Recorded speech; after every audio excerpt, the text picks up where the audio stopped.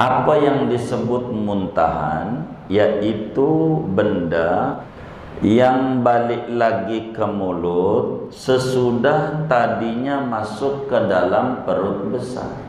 Itu disebut bahasa Arabnya qaid.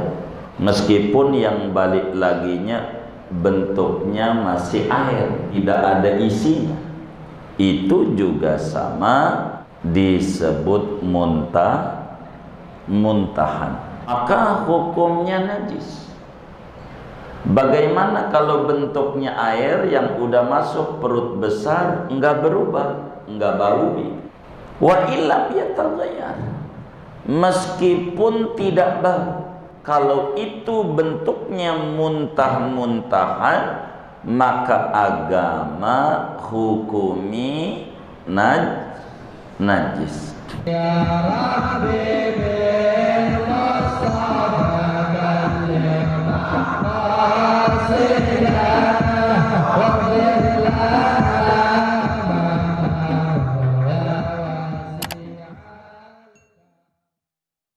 Assalamualaikum warahmatullahi wabarakatuh. Bismillahirrahmanirrahim. Alhamdulillahi rabbil alamin.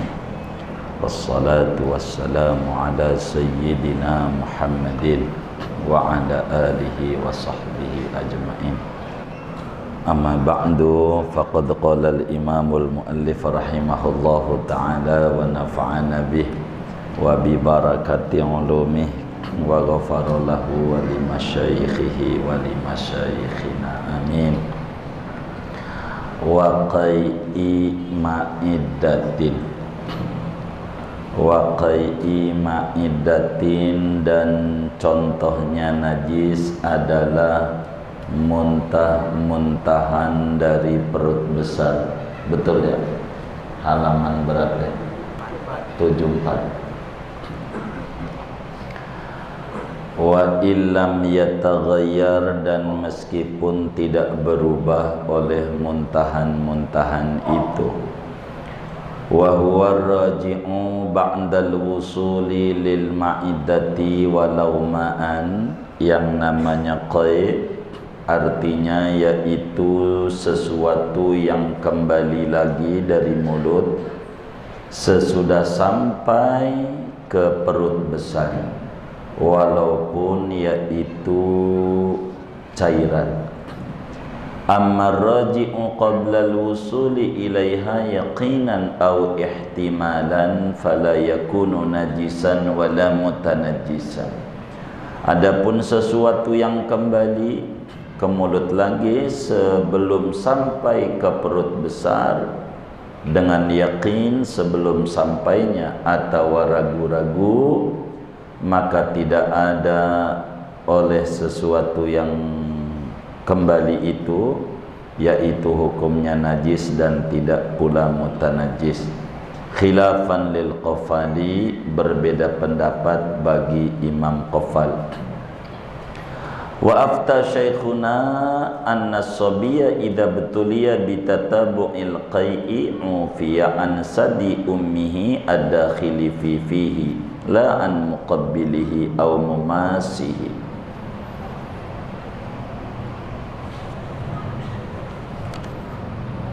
Dan berfatwa oleh guru besar kami Ibnu Hajar Al-Haytami, sesungguhnya anak kecil itu apabila termusibahi ia dengan bertubi-tubinya muntah, maka dimaafkan dari puting susu ibunya si bayi, si bocah itu yang masuk pada mulut bayi, tidak dari bagian depannya, au mumasihi, atau yang menyentuhnya.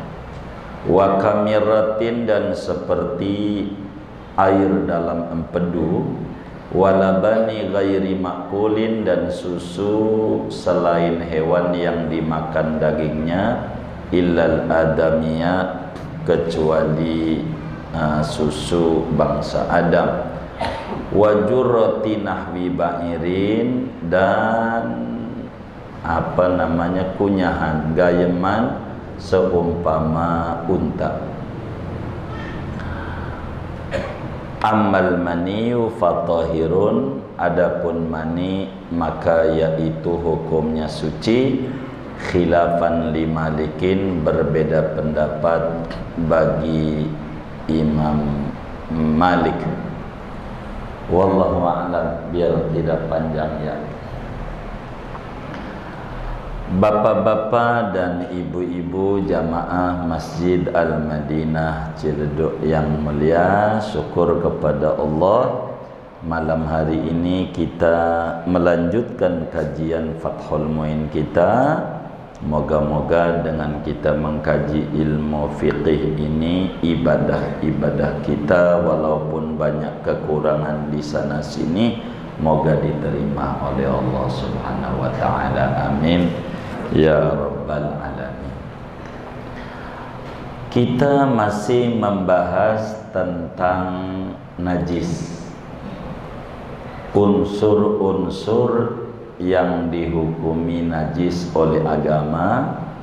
Tujuan utama kita adalah mengkaji tentang sholat. Cuman syarat sholat itu diantaranya suci dari najis, pakaian, badan, dan tempat sholat. Berbicara suci dari najis, kita hendaklah tahu mana-mana benda yang dihukumi najis oleh agama. Di antaranya lagi yang dihukumi najis itu adalah qai'i ma'idatin, yaitu muntah-muntahan. Muntah-muntahan ini, saudara,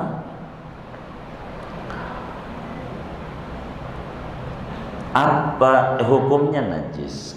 Muntahan itu, apa yang disebut muntahan, yaitu benda, apa bentuknya, cairan atau ada isinya, yang balik lagi ke mulut sesudah tadinya masuk ke dalam perut besar. Udah masuk di perut besar, keluar lagi, itu disebut bahasa Arabnya qai' atau muntah-muntahan. Meskipun yang balik laginya bentuknya masih air, tidak ada isinya, itu juga sama disebut muntahan. Maka hukumnya najis. Bagaimana kalau bentuknya air yang udah masuk perut besar, enggak berubah, enggak bau? Wa illam yataghayyar, meskipun tidak bau, kalau itu bentuknya muntah-muntahan, maka agama hukumi najis, karena udah masuk perut besar. Kenapa? Li'anna sya'nal ma'idah al-ihadah. Alasannya karena berbicara perut besar itu merubah makanan.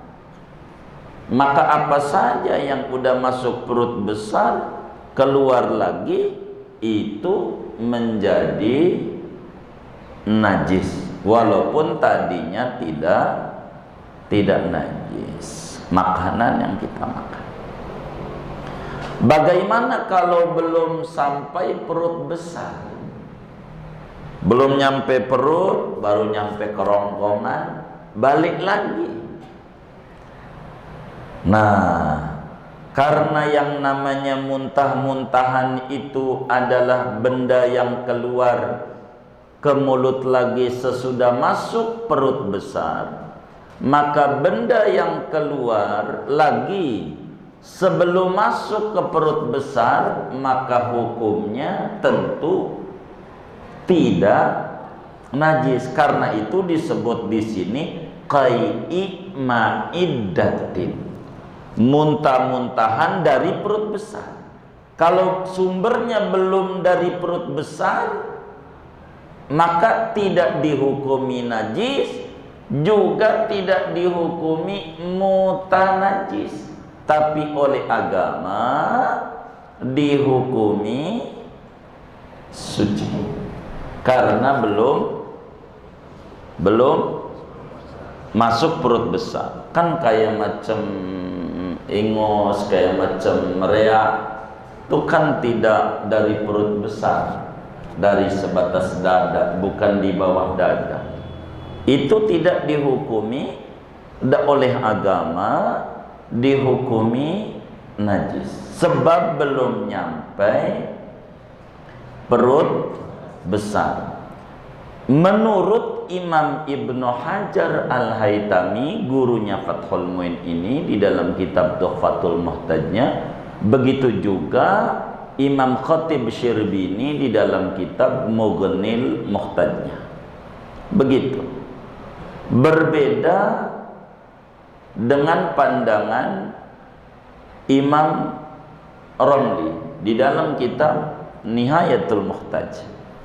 Imam Romli mengata, dilihat dulu nih muntah-muntahan ini melewati makhraj hak enggak? Hak tuh di sini. Kalau kemari dari sini ini najis. Tapi kalau masih di atas makhraj hak itu tidak najis, walaupun belum masuk perut besar. Kalau udah masuk batin, yaitu makhraj hak, dalam pandangan Imam Ramli dalam kitab Nihayatul Muhtajnya, itu najis. Tapi Ibnu Hajar Al-Haytami dan Imam Khatib Syirbini mengata tak mengapa. Khilafan lil Qafal, berbeda pendapat bagi Imam Qafal yang mengata kalau qoblal wusuli ilaiha dihukumi najis. Imam Ramli berkata, dilihat kalau masih di atas makhraj ha, masih kha, ndak najis. Kalau udah hak ke bawah, walaupun belum ke perut besar, najis. Terserah kita mau ngikut siapa aja. Fathul Muin tidak berubah. Fathul Muin bilang, fala yakunu najisan wala mutanajisan, yaqinan aw ihtimalan, maupun yakin atau ragu, udah nyampe apa belum? Nyampe apa belum? Asalnya belum nyampe. Ala kulli hal, muntah-muntahan itu hukumnya najis.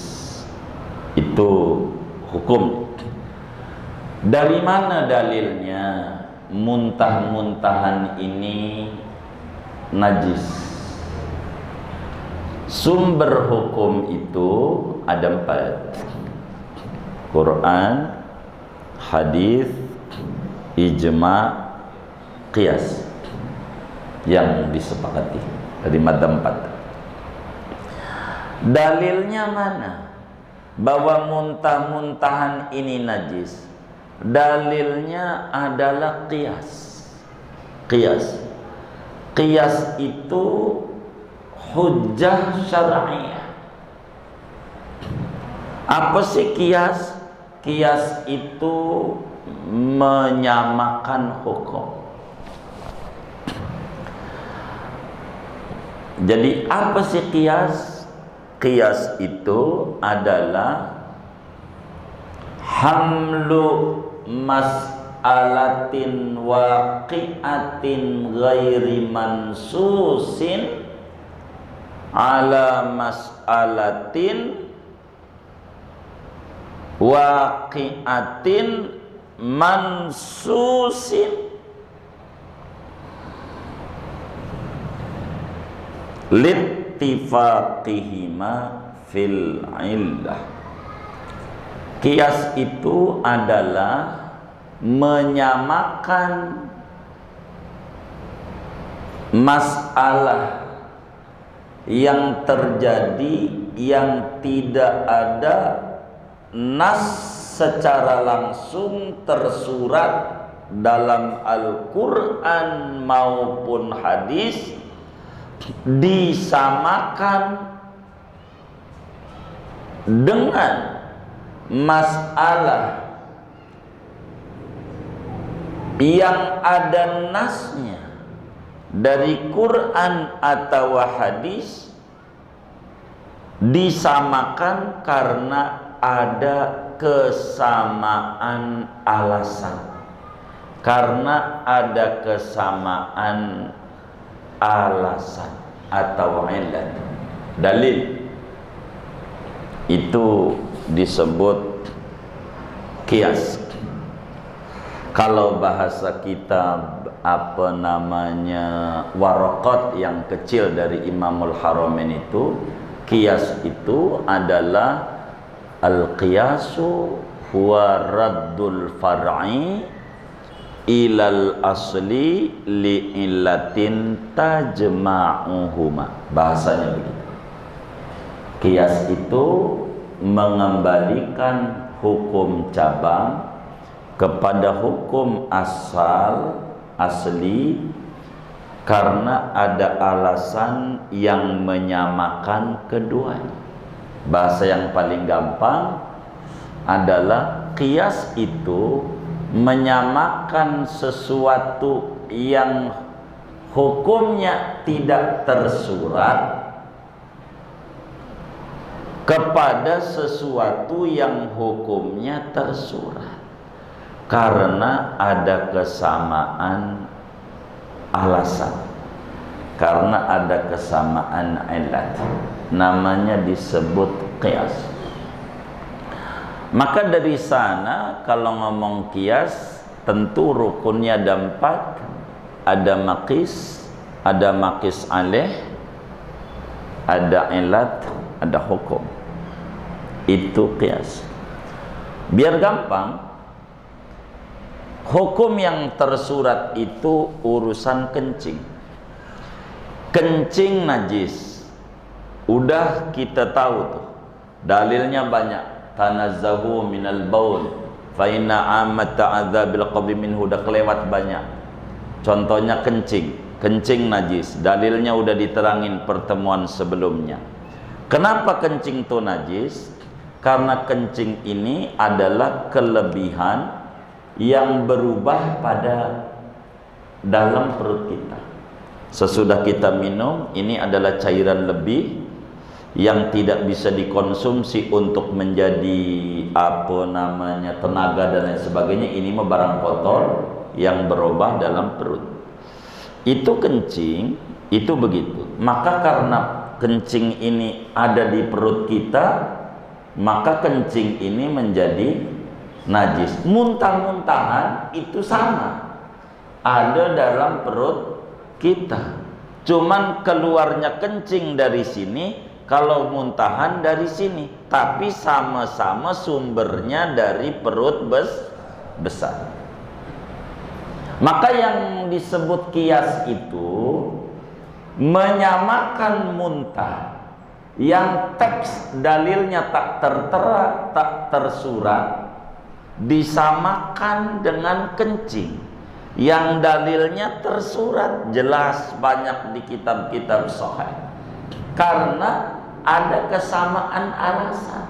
Alasannya kencing adalah kelebihan yang ada di perut besar yang berubah, dan muntah juga sama, kelebihan yang ada di perut besar yang berubah. Karena kesamaan itu, maka muntah itu dihukumi najis. Sebab kencing hukumnya najis gara-gara ada dalam perut besar dan berubah.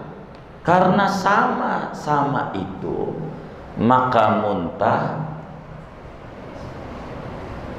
juga najis. Maka yang disamakan muntah untuk alat penyamaannya kencing, alasannya sama-sama dari perut besar yang berubah, hukumnya najis. Maka muntah juga najis, namanya qiyas. Jadi hukum itu enggak perlu ditulis semua, enggak perlu. Kayak di SPBU dilarang merokok. Tuh, yang tertulis hukumnya merokok dilarang. Tapi nggak ada tulisan nabun dilarang, nggak ada. Maka kata kita nabun aja di pom bensin, kagak boleh. Walaupun kagak ada tulisannya. Kenapa? Karena merokok ini maksudnya adalah api. Nabun api lebih gede malah. Hah? Maka bila merokok aja yang apinya kecil dilarang, apalagi enggak perlu hukum itu ditulis, enggak perlu. Udah cukup begitu. Bila hukum kerumunan kampanye boleh, apalagi kampanye tentang Nabi Muhammad. Itu kias namanya enggak perlu ditulis, enggak perlu. Hukum tuh begitu. Quran cuman ngomong fala taqul lahuma sama orang tua jangan ngomong nonjok enggak ada, berarti nonjok orang gila. Itu namanya kias aulawi. Lagi aja enggak boleh, apalagi nonjok. Maka macam-macam. Maka disebutlah dalam usul fiqih ada qiyas itu qiyas illah, ada qiyas itu qiyas syabah, ada qiyas dalalah, dua macam-macam. Sampailah disebut qiyasut tard. Ada namanya qiyasut tardu namanya. Apa qiyasut tardi? Qiyasut tardi itu adalah menyamakan sesuatu kejadian yang udah berlaku hukumnya. Itu namanya qiyasut tardi. Bisa terjadi pada kasus yang berbeda tapi kesamaan. Namanya disebut qiyasut tardi. Seperti di dalam surat Yusuf, ada kasus menarik. Nabi Yakub anaknya banyak. Nabi Yakub alaihissalam, gelarnya Israel. Nabi Yakub alaihissalam. Jadi Nabi Yakub punya anak dari bini dua. Bini muda Yusuf sama Bunyamin. Bini tua ini banyak, Yahuda, Lawi, atau orang barat nyebutnya Levi dan seterusnya. Banyak, ada 9 anaknya. Nah, karena Yusuf ini kemudian dicintai, oleh karena itu lalu kemudian direkayasa dibunuh, dibawa main oleh saudaranya. Sampailah sore siap jaga, akhirnya dicopot dia punya bajunya, Yusuf diceburin ke sumur oleh saudaranya. Bajunya lalu dilumurin darah kambing. Kambing dipotong, ditempelin di bajunya. Datang malam, kurang begitu kelihatan kalau malam. Memang kalau nipu malam. Ini cerita Yusuf. Cerita Yusuf. Jadi akhirnya datanglah pada ke Nabi Yakub alaihissalam pakai bawang merah matanya. Kalau bawang merah tuh pura-pura nangis. Dibilang, Abah, mohon maaf, ini Yusuf dimakan serigala. Macam-macam diceritakan sejarahnya, luar biasa. Bagaimana itu terjadinya pembunuhan Yusuf itu, bahwa dia dimakan serigala. Akhirnya disudutkan itu Nabi Yakub, rame-rame dipanggil yang lain-lain ini untuk menyiarkan bahwa Yusuf itu dimakan serigala. Karena Nabi Yakub ini akalnya sehat, dia mikir, kok dimakan serigala, bajunya utuh, bajunya enggak robek, utuh.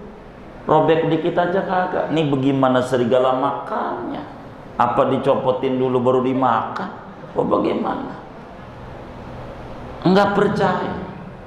Tapi frame yang dibuat luar biasa.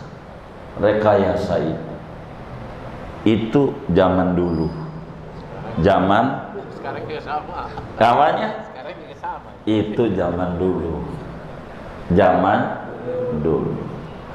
Tapi kebenaran tetap kebenaran. Akhirnya Yesus aneh. Tapi enggak langsung. Kebenaran itu terbuka, perlu proses. Tapi frame-nya begitu. Media dipanggil, berubah-berubah alasannya. Waktu itu, saudara jangan catat ini cerita Nabi Yusuf. Ini namanya Qiyasut Tordi. Namanya Qiyasut Tordi. Nah, begitulah kasus Nabi Isa. Katanya yang dibunuh Nabi Isa. Banyak orang percaya karena media dipanggil kemana-mana bahwa yang mati di tiang salib Nabi Isa. Banyak yang percaya. Padahal yang mati Yudas. Sampai Yudas bilang pada Injil Perjanjian Baru pada Matius pasal 15, Eli Eli lama sabaqtani. Tapi frame-nya begitu. Banyak yang percaya. Tapi penjelasnya dalam Al-Quran, wa ma qataluhu wa ma salabuhu walakin syubbihat. Itu kayak begitu. Namanya yang model begini disebut qiyasut tordi. Qiyas sesuatu yang berlaku umum. Dulu ada sesuatu rekayasa pembunuhan, frame-nya luar biasa, sampai orang yang akalnya rada kurang bisa percaya. Tapi yang akalnya cerdas enggak. Zaman Nabi Yusuf. Ini namanya qiyas. Maka qiyas itu macam-macam. Muntah-muntahan ini hukumnya najis. Begitu. Bagaimana kalau anak kecil muntah? Disebutlah gumoh. Namanya apa? Ini bagaimana ini? Dia habis itu netel lagi sama maknya. Ini puting maknya ini najis apa kagak? Kalau dia mau sholat perlu dibersihin apa enggak? Wa afta syekhuna Ibnu Hajar Al-Haytami rahimahullahu rahmatul abrar, ketika ditanya beliau menjawab, berfatwa bahwa bayi bila kemudian sering gumoh sehingga muntah-muntah begitu, maka dimaafkan. Puting si emaknya yang kena mulut bayi yang belum artinya sholat saja tanpa perlu dia mandi. Begitu. Cuman Fathul Muin ada bahasa berbeda dengan fatwa di sana. Beliau bilang yang dimaafkan puting susu ibunya yang masuk pada mulutnya bayi, tidak pada bagian depan yang kena dan yang nempel. Itu mah kudu dibersihin. Ini bahasa Fathul Muin. Kalau itu kudu dibersihkan. Yang bagian depannya, artinya yang nyaploknya dia si bayi, itu tidak dimaafkan, kudu dibersihkan. Tapi yang tertera pada kitab Fatawi Al-Fiqhiyah Al-Kubra-nya daripada Imam Ibnu Hajar, tidak ada istisna ini. Mungkin Fathul Muin punya ibarat lain yang di luar kitab itu, karena Fatwa Ibnu Hajar Al-Kubra itu tidak menuliskan tentang ada pengecualian. Jadi ada dua nampak. Jadi ada ulama bilang dah dimaafin gumohan itu. Tapi Fathul Muin yang kena dengan mulutnya tidak. Begitu. Itu Fathul Muin. Jadi kesimpulannya, kalau merujuk pada kitab Fatawi Ibnu Hajarnya, bahwa bayi bila dia gumoh, muntah, maka najis emang karena di dalam, tapi karena masyaqqatul ikhtiraz, bayi ini susah, maka dimaafkan. Bila mulutnya bayi yang kena muntah belum dibersihin, nyaplok puting ibunya, maka tidak mengapa. Itu. Dimaafin. Mana lagi contoh najis? Wa kamirratin, seperti empedu.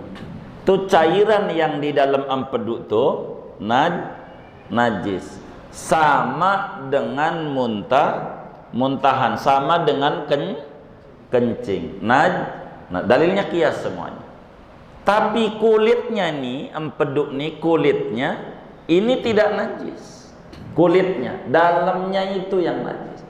Kulitnya ini kalau dia udah dibersihin, nggak disembelih nih, itu boleh dimakan.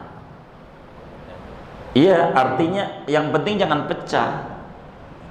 Biasanya orang makan begitu tuh, biar apa katanya? Biar kuat. Kuat apanya? Iya begitu. Hah? Iya biar kuat. Dalamnya itu najis. Tapi dia punya kulit ini mutanajis. Kalau bercampur najis dibersihin aja, dimakan tidak mengapa kalau udah bersih. Kemudian mana lagi unsur najis? Walabani ghairi makulin, susu binatang yang dagingnya tidak dimakan.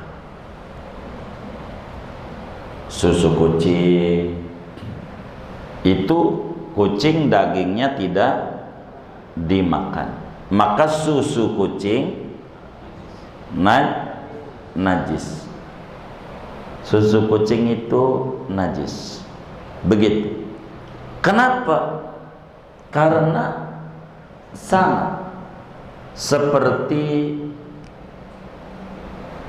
kencing, kelebihan, bukan asalnya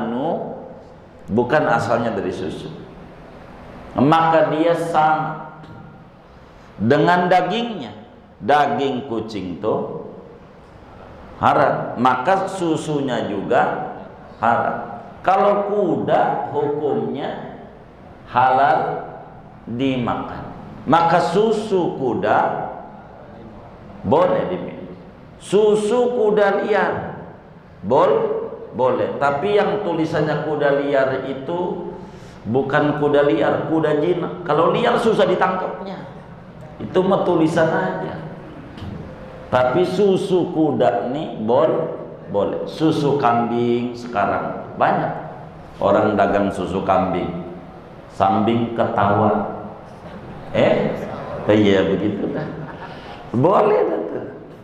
Tapi kalau susu dari hewan yang tidak dimakan dagingnya, maka hukumnya najis. Dari mana dalilnya ini susu? Sama dalilnya kias. Mengkias pada darah. Darah itu sesuatu yang berubah di dalam perut kita. Darah. Maka darah najis, maka susu dari hewan yang tidak dimakan dagingnya najis. Yang kedua, mengkias pada dagingnya. Bila daging kucing juga haram najis, maka susunya juga haram. Tapi kalau dimakan dagingnya tidak najis. Tidak najis. Dari mana dalilnya? Dalam Al-Quran dijelaskan walabanan khalisan sa'igan lisyaribin. Surat apa ini nih Ustaz Zardi? Al-Nahl. Dalam surat An-Nahl dijelaskan susu daripada hewan ternak tuh yang dimakan dagingnya, yang murni itu menyegarkan bagi yang minum. Maknanya halal, tidak najis. Illal adamiyah, kecuali walaupun tidak dimakan, kalau susu manusia itu hukumnya, susu manusia hukumnya, hukumnya susu manusia suci. Ini suci sama najis nih, hukumnya suci, susu manusia. Maka saudara-saudara tuh kecilnya minum apa? ASI. Itu kalau manggil orang tua ibu, begitu. Kalau panggil orang tuanya mama, asma, air susu mama, begitu. Maka ASI itu suci dan halal. Dari mana dalilnya? Dalam surat Al-Isra, ini tahu kami juga Al-Isra. Allah Subhanahu wa taala menyatakan, walaqad karramna bani Adam. Kata Allah, demi sesungguhnya kami muliakan anak cucu Adam, yakni kami muliakan manusia. Apa maksudnya mulia? Tidak dihukumi najis sesuatu susu yang keluar daripada manusia. Maka anak kita nyusu ndak najis, boleh susu boleh, bahkan itu bagus buat anak kita. Bagaimana buat babanya?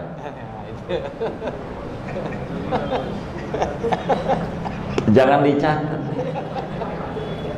Jadi anak apa kagak itu laki yang nyusuk tuh, dilihat. Yang bakal jadi anak itu namanya rodho'ah. Menyusuk jadi bakal jadi anak itu kalau umurnya di bawah 2 tahun. Itu lakinya umur berapa? Berapa? Bayi tua. Oh iya, bayi tua. Enggak jadi anak lah kagak. Maling juga takut. Mau nyolong kagak. Jadi iya Allah, anaknya aja udah kumisan. Gimana babanya? Begitu. Maka susu manusia, walaupun manusia itu tidak dimakan dagingnya, ini mah pengecualian. Hukumnya suci. Hukumnya suci. Kalau binatang yang dimakan dagingnya, susunya suci, halal. Masih hidup syaratnya, atau dimati disembelih, masih halal. Tapi kalau susu dari bangkai mah, biar itu kambing ada susunya diperas, tetap iya halal. Iya, bangkai mas, bangkai mas. Begitu. Amal maniyu fatohiru, nanti saja dah. Amal maniunya nanti aja, itu aja. Panjang, takut ada yang nanya doang, panjang waktu saya. Saya mau tutup segini aja. Silakan kalau ada yang nanya dari materi ini atau di luarnya, sebelum doa dipersilakan.